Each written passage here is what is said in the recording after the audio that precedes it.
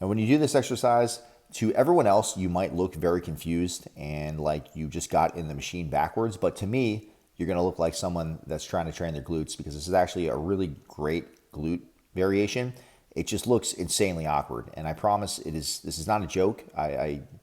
This is a real exercise. It looks terrible. But instead of facing the normal direction in the hack squat, you're going to turn around. And what that's going to do is going to force you to have to push your hips back. So more of the torque is going to be on the hip rather than the knee as it normally would in a hack squat. So it's going to train the glutes and the adductors a lot more. Now, how much glute versus adductor you get is going to come from the stance. So unfortunately, I have to show this angle to show what I'm talking about.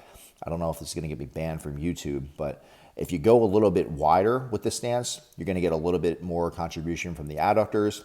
If you go a little bit more narrow, it's going to be mostly straight up glute.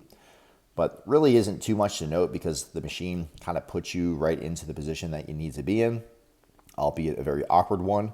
But it's a really nice way to get a nice pure hinge. You can play around with how much you bend the knees. If you want to keep the knees a little bit straighter, it's probably going to make it a little bit more of a hamstring kind of dominant hinge. If you bend the knees like I'm showing here, it's going to be a lot of glute. And again, depending on the stance, a decent amount of adductor as well.